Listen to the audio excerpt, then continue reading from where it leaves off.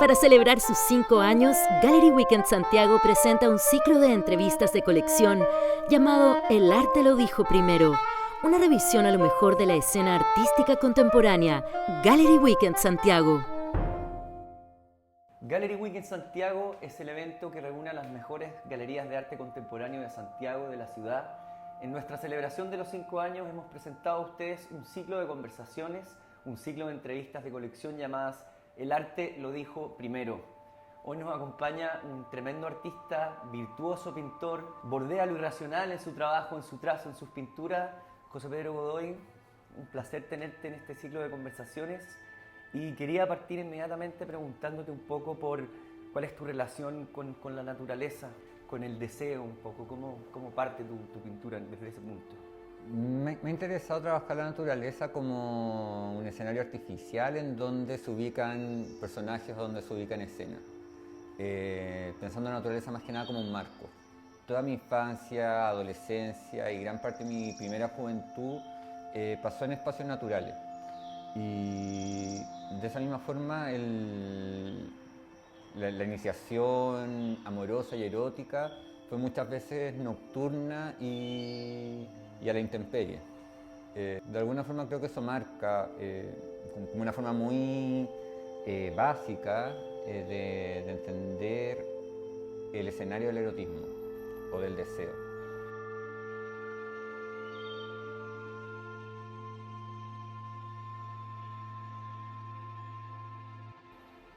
También siempre, bueno, que esto lo he contado varias veces, pero yo dos veces fui al Amazonas y nuevamente me parecía como ese marco natural, como en ese desborde entre lo que se vuelve como artificioso, monstruoso, indomable, como un contexto muy lujurioso para ubicar escenas.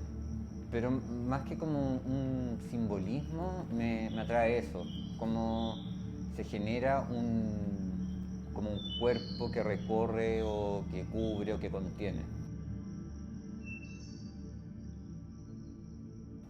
En ese desborde me gustaría hablar puntualmente del triunfo del amor, que es esta escena erótica inédita en la historia de la pintura chilena, me atrevería a decir, de que son precisamente estas bestias, o lo que entendemos por bestia, en un acto de un acto sexual propiamente tal, un acto de amor. ¿Cuál es el subtexto, un poco, la historia que estabas contando con esa pintura?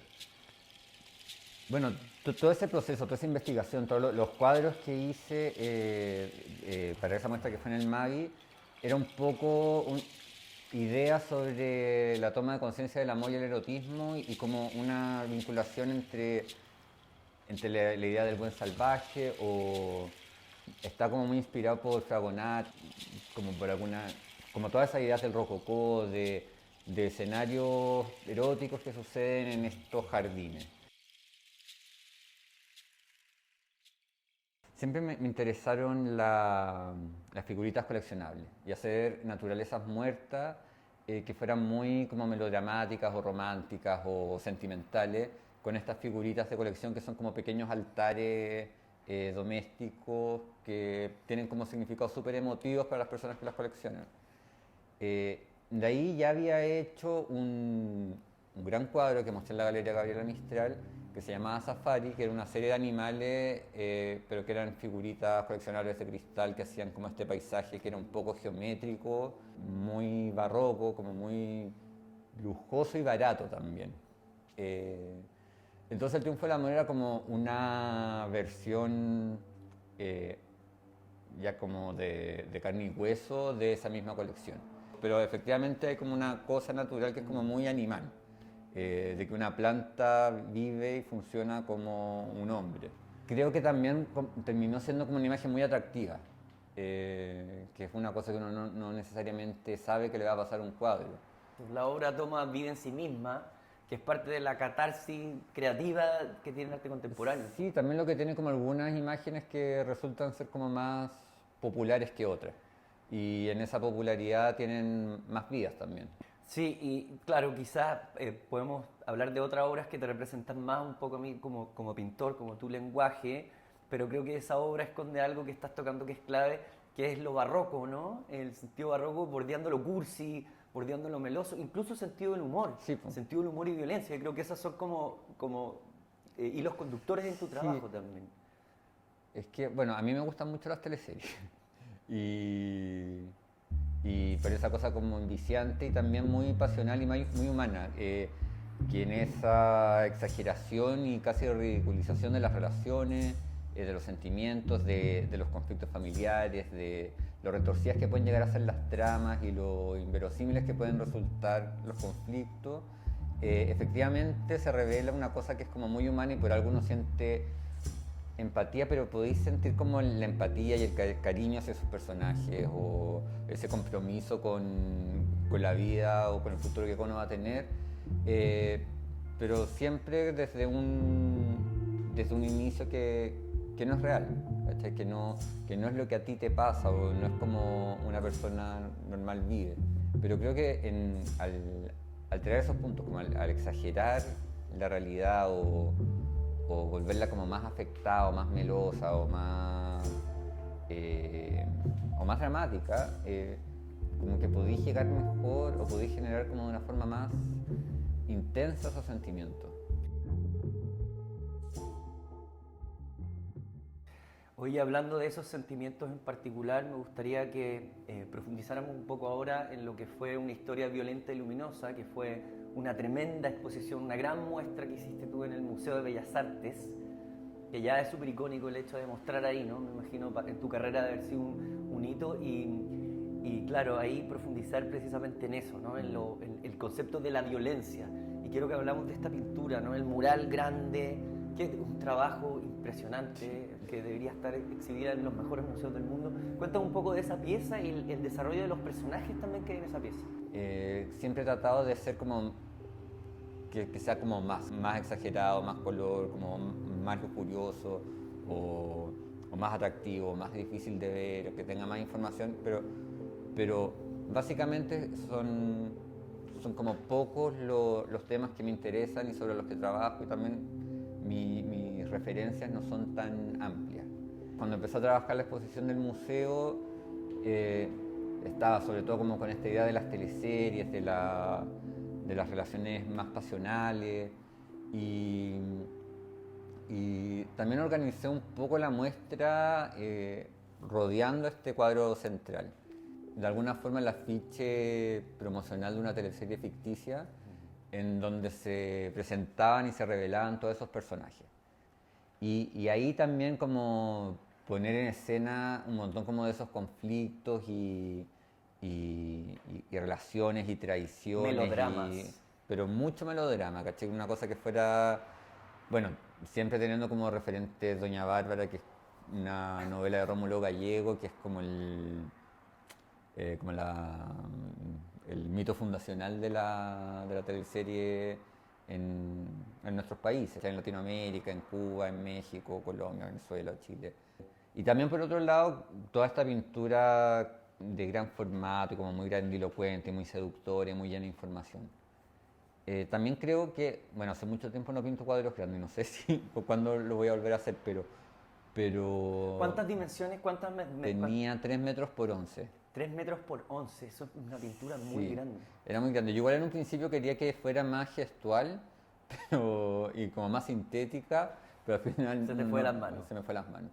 Pero hay algo como en regocijarse en los detalles y que eso, o sea, como una cosa seductora que en el fondo como que tengáis mucho que ver, que mirar. En ese mismo sentido, o sea, la pintura tenía mucho humor porque está lleno como de estos personajes que son estereotipos y esa como representación de ciertos conflictos como, bueno, la naturaleza por un lado y la civilización por el otro, o la maldad encarnada como en la iglesia y el narcotráfico y el bien como en la desnudez de los amantes que se aman. El esfuerzo de hacerlo, como de mostrarlo, de que fuera envolvente y que fuera como un gran escenario posible, creo que le da también mucho dramatismo a eso. Y tienen algo las pinturas grandes que a mí por lo menos me resultan muy atractivas, así como... De hecho, ese proyecto me tomó 3 años. Yo no sé si volvería, o sea, en estas condiciones, a hacer un proyecto de esas características. ¿Pintaste ese cuadro en particular? ¿El proyecto en general te llevó Sí. 3 años? Wow. Quería profundizar un poco más en esa obra aún, que hay antecedentes también que son curiosos, que son entretenidos, que son trivia, un poco de anecdótico, respecto a que los personajes, tus modelos son modelos reales.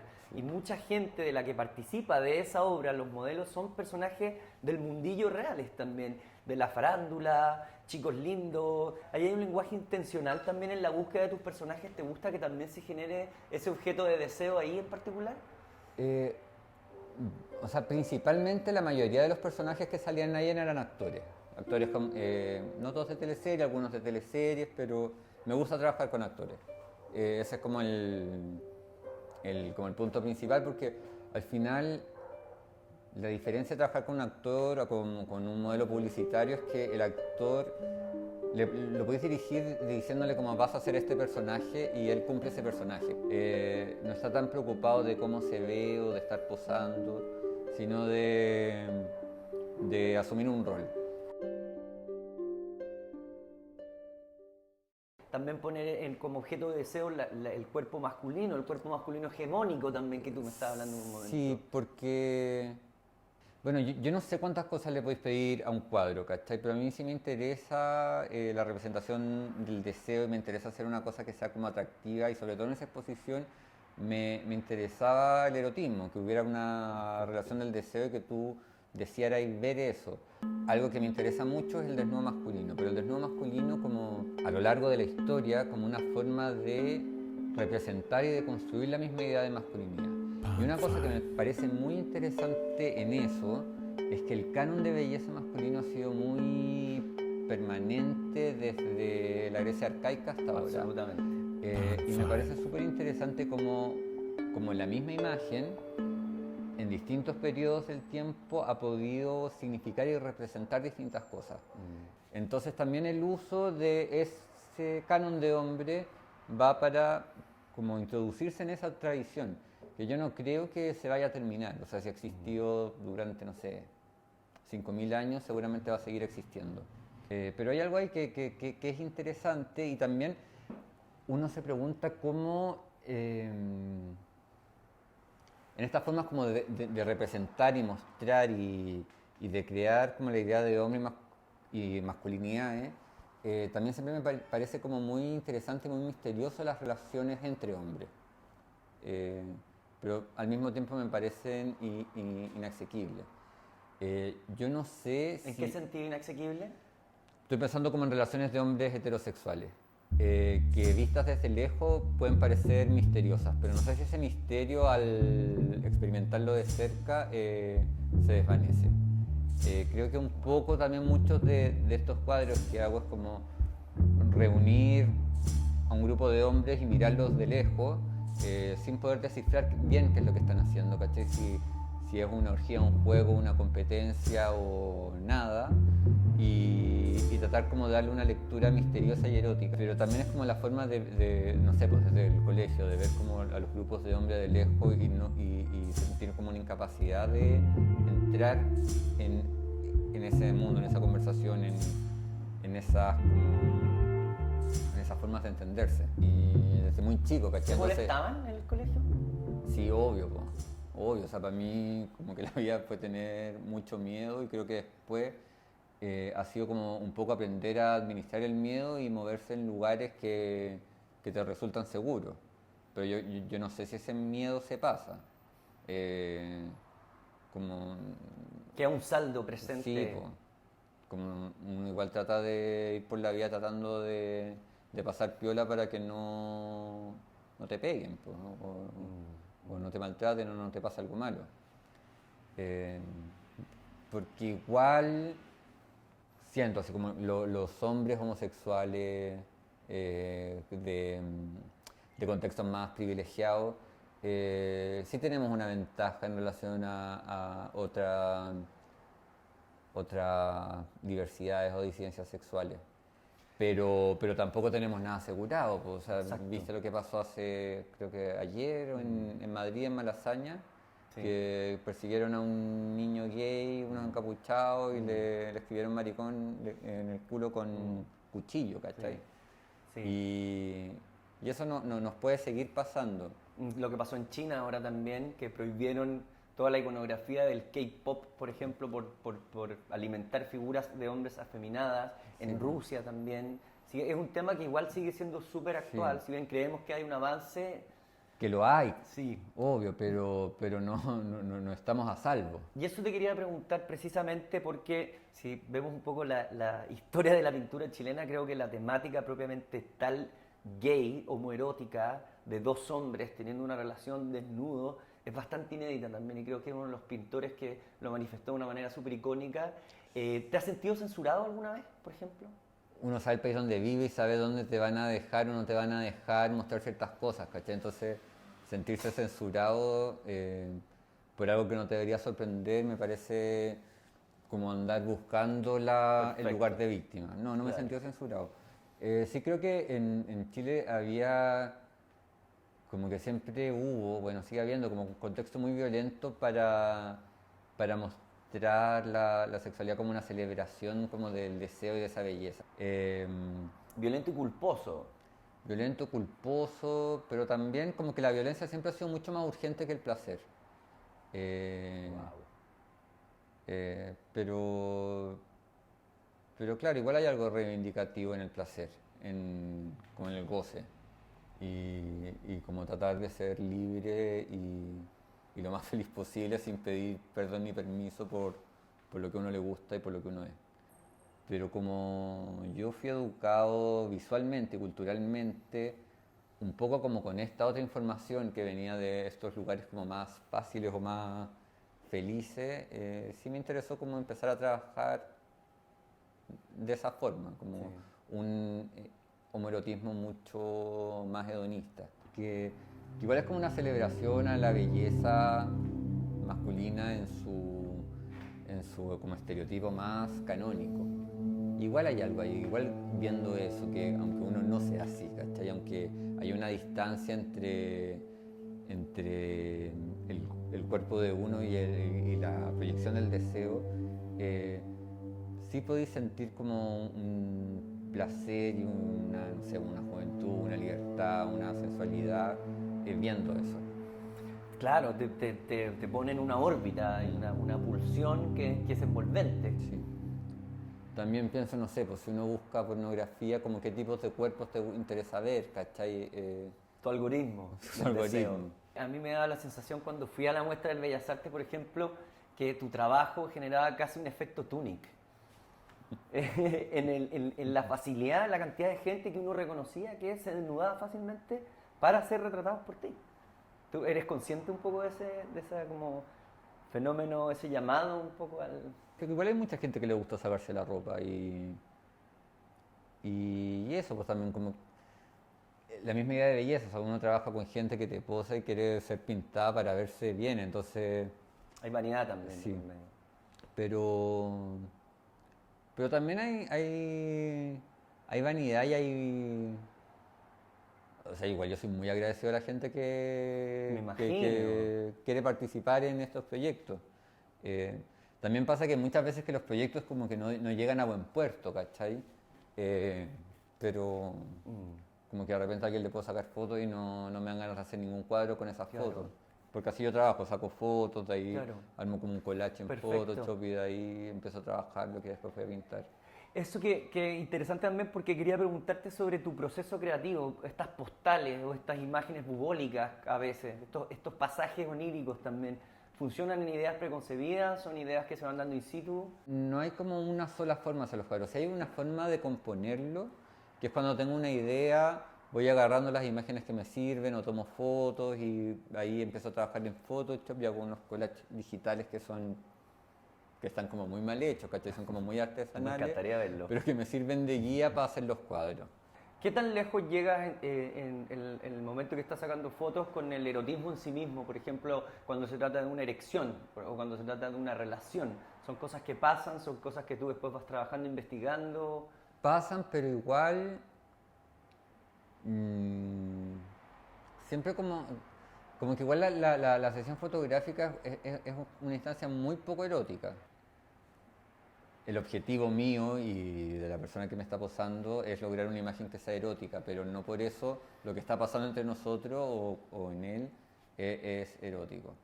Igual también lo que hago es como muy suave, pues, ¿cachai? No es como sexo duro ni nada. No, claro. Soft Por porn. ahora, por lo menos. Wow, por ahora. Pero no sé, pues, pero uno puede probar otras cosas. Sí. Obvio. Pero claro, decirle a alguien que no conozco, oye, te quiero pintar con una erección, me encuentro que es un poco invasivo y violento. Sí. Entonces, ese tipo de escenas, imágenes que son más explícitas, también son como con personas con las que siento particular confianza.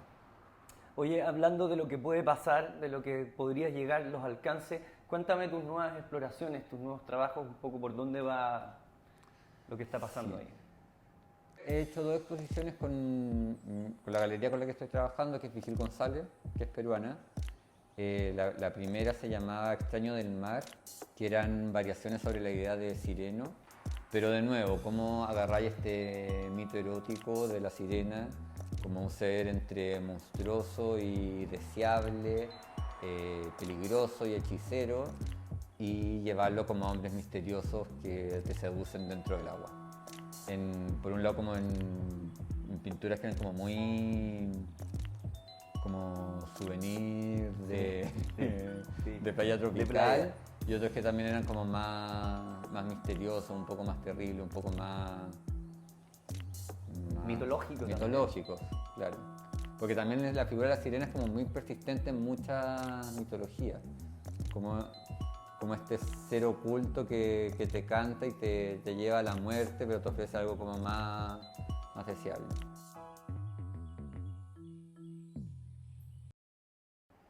Y la última muestra que hice, también en Vigil González, pero que esa fue online, es Penetrando el fondo del bosque.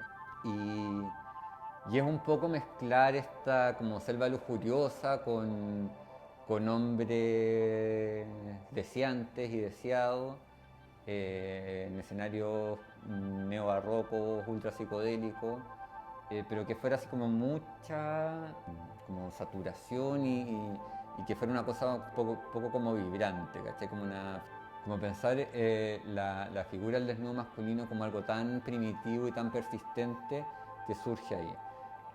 Y después esta figura de mitad hombre y mitad pájaro, que es como una figura religiosa o mística o chamánica, es súper presente en todas las culturas de todos los continentes. De Sumeria en adelante, o sea, los Anunnaki. Sí, y en las culturas latinoamericanas también, y en las oceánicas, y las orientales, las europeas.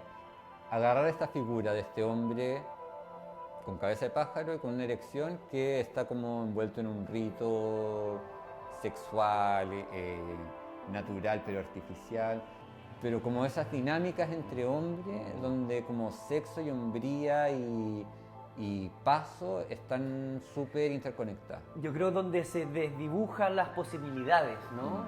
O donde se abre la posibilidad, donde se desdibuja el límite. Ese te produce como un misterio, ese limbo. Me produce, pero como te digo, o sea, me produce como esa distancia de ver esa escena de lejos y ser incapaz de descifrar qué es lo que está pasando o qué es lo que va a pasar.